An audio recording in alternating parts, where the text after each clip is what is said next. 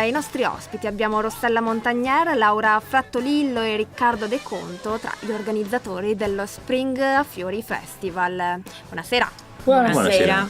Spring a Fiori nasce nel 2007 grazie, diciamo, all'aiuto di un assessore di Macerata che ha, diciamo, investito il suo stipendio per creare un festival, un evento musicale nel nostro paese. Questo assessore, che si chiama Eligio Fregonese, no, abbiamo chinato il cappello, alla fine dimentichiamo il nome proprio. È l'emozione, ragazzi. Insomma, nel 2007 è nato questo Spring a Fiori e niente, il nostro scopo è quello di cercare di promuovere questi gruppi emergenti della zona e non per cercare di ravvivare il nostro territorio. Esattamente. Quindi vedete anche che c'è un minimo di... Cioè, sembra una risposta quindi a una domanda, anche di un'esigenza di... Noi sentiamo molto questa esigenza di creare qualcosa a Macerata, anche perché non c'è poi così tanto. E dunque pensiamo che sia utile fare questo. Anche perché dopo Macerata mi pare ci sia la fine del mondo. Esattamente. Perché nell'immaginario collettivo Macerata arriva un po' prima della fine del mondo, che è San Bartolomeo di Breda. Quello lì, secondo me c'è proprio un dirupo dove si vede. Bene, ma Laura, toglici una curiosità, come mai questo nome, Spring a Fiori? Spring a Fiori in realtà nasce perché ci piaceva questo duplice significato, cioè Spring a Fiori significa annaffiatoio in dialetto trevigiano, non so se si usa ancora però.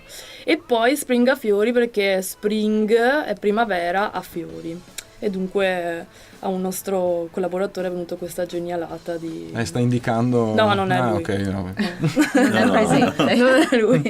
Bene, ma quindi scopriamo anche cosa ci riserva il programma di queste 2 giornate, venerdì e sabato prossimo. Allora, venerdì ci sarà un DJ set durante l'orario dell'aperitivo. Con l'aperitivo suoneranno i Kill Your Boyfriend, The Crazy Crazy World of Mr. Rubik e gli Universal Sex Arena. Il sabato ci sarà sempre l'aperitivo con un DJ set.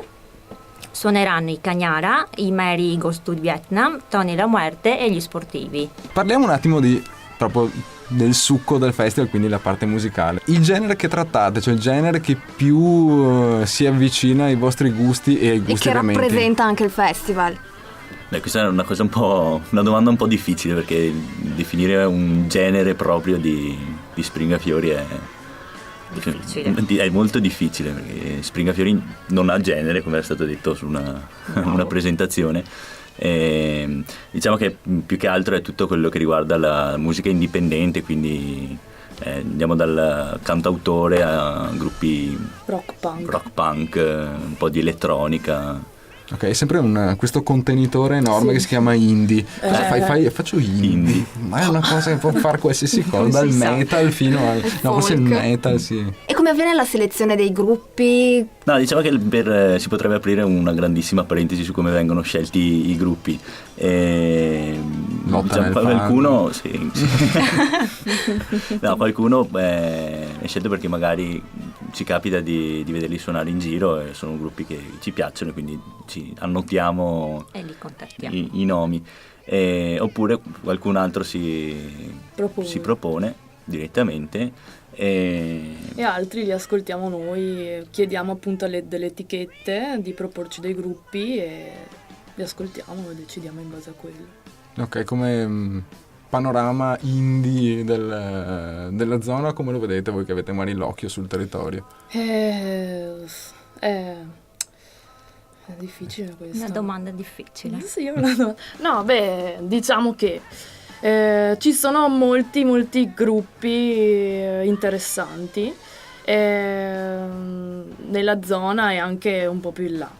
E noi, cerchiamo di scoprirli, insomma. Pensavo la dicessi alla versione industriale, noi cerchiamo... C'è sempre l'eccellenza.